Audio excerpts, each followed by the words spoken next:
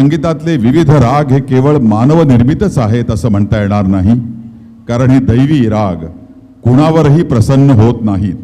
ते अशाच कलाकारांच्यावर प्रसन्न होतात ज्यांनी त्याची पवित्र साधना केली आहे, ज्यांनी हे दैवी ज्ञान आपल्या गुरुचरणी बसून नम्रपणे स्वतःला समर्पित करून, स्वतःला पूर्णपणे रिक्त करून नंतर आत्मसात केलेला आहे.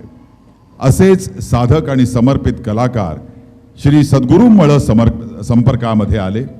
त्यातले दोघे जण आज मंचावर आहेत, पंडित केशवरावजी गिंडे गुरुजी आणि पंडित मिलिंदरावजी रायकर गुरुजी.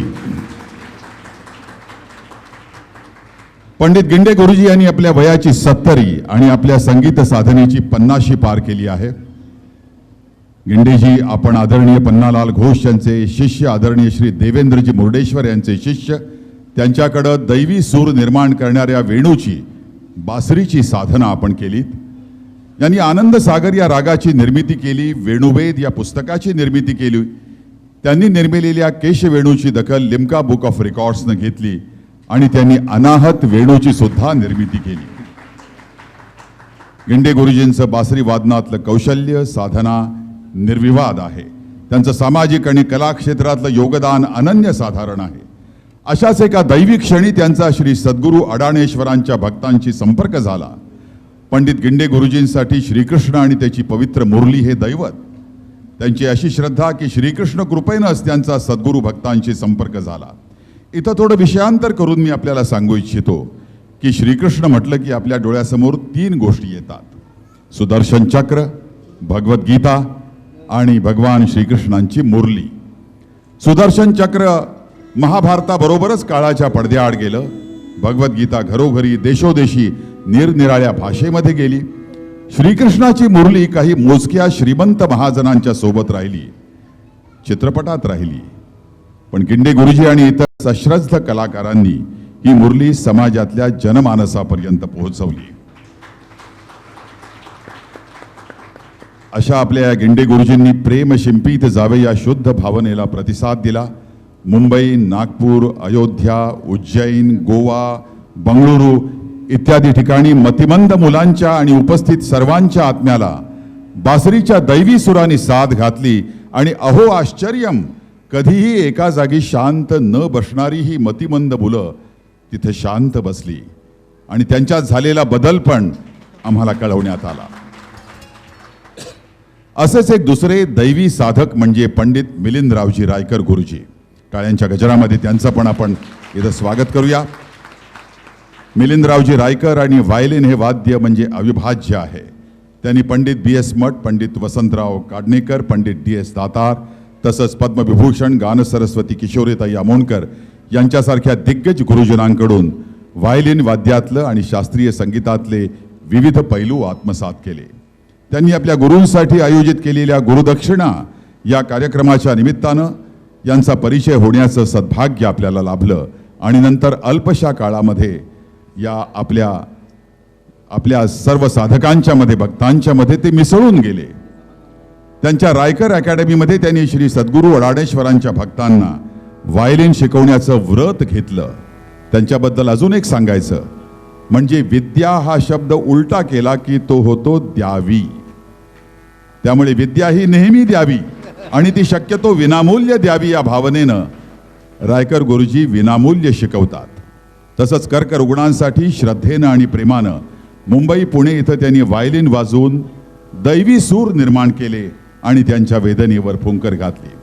अनेक कर्करुग्ण वेदना विसरून उत्स्फूर्तपणे नाचले आणि त्यांना हे मनोमन पटलं की हे दैवी वादन हे काही आधुनिक संगीतोपचार नव्हे. आधुनिक वैद्यकशास्त्र हे देह आणि त्यातल्या सूक्ष्म पेशी याच्या पलीकडे जातच नाही. त्याला वैद्यकशास्त्रातल्या परिभाषेत आत्म्याची अनुभूतीच नाही. ते एवढंच जाणतात की देहातली इंद्रिय बंद पडली, पेशी बंद पडल्या की मृत्यू झाला. पण आपलं दैवी शास्त्र हे जाणतं की देहातला आत्मा देह सोडून गेला की देह मृत्यू पावला. जीवन म्हणजे आत्मा. त्या आत्म्यासाठी, त्या आत्म्यावरील मलिनता जी रोगाच्या स्वरूपामध्ये आपल्या देहामध्ये नांदत असते, त्याच्यासाठी श्री सद्गुरू प्रेरणेनं त्यांनी विविध कार्यक्रम केले. आणि अशा या 2 दैवी साधकांनी, कलाकारांनी श्रद्धेनं श्री सद्गुरूंचं मंगलपंचक, अष्टक, तीर्थप्रसादातील गीतं ही विविध रागात वाजवून आपली श्रद्धांजली अर्पण केली. या सीडीच्या निर्मितीमध्ये अजून एका व्यक्तीचा खूप वाटा आहे आणि ते म्हणजे श्री संतोषजी नायर. हे स्वतः संगीत दिग्दर्शक आहेत.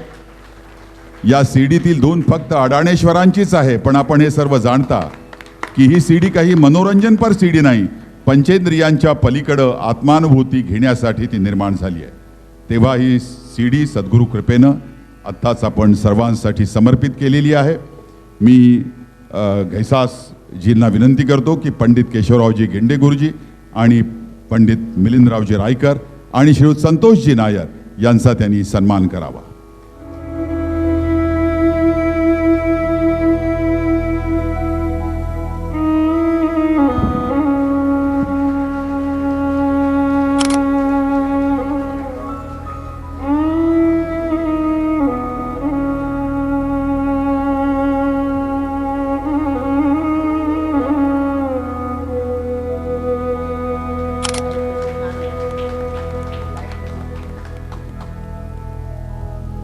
रायकर गुरुजींचा.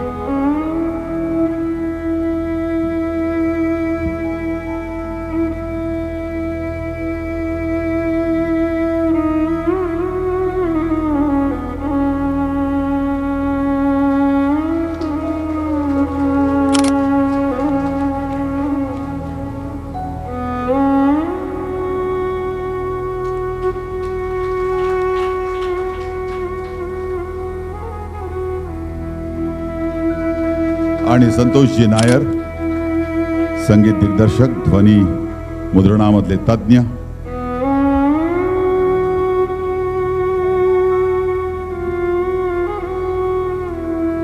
आपल्या सर्वांचं खरं म्हणजे सद्भाग्य आहे की हे कलाकार पंडित केशवरावजी गिंडे गुरुजी, मिलिंद रायकरजी यांच्या कलेचा आपल्या सर्वांना आस्वाद घेण्याची संधी देत आहेत. मी तुम्हाला एक सांगतो, हे भारतीय शास्त्रीय संगीत जे आहे ते ऐकण्याची आपल्या सर्वांना फार सवय नसते, पण डोळे मिटायचे आणि डोळे मिटून हे जर तुम्ही संगीत ऐकलं तर तुमच्या आत्म्यापर्यंत निश्चितपणे पोहोचेल. नमो नमः. कार्यक्रम सुरू होण्यापूर्वी आणखीन एक लहानसा सत्कार, खरं म्हणजे लहानसा नाही, तो महत्त्वाचा सत्कार करून घ्यायचा आहे आणि तो सत्कार आहे श्री प्रदीप भिडेजी यांचा.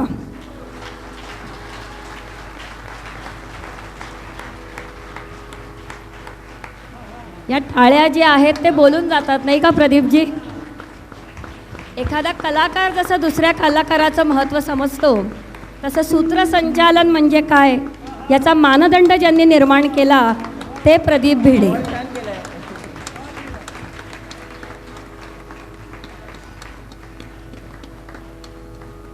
प्रदीपजी, आम्ही फार लहानपणापासून आपला आवाज ऐकलेला आहे आणि दूरदर्शनच्या बातम्या केवळ आपल्या आवाजामुळे अतिशय सुसह्य व्हायच्या.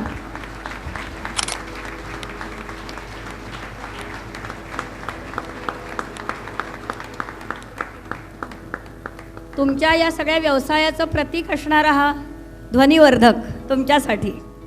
धन्यवाद.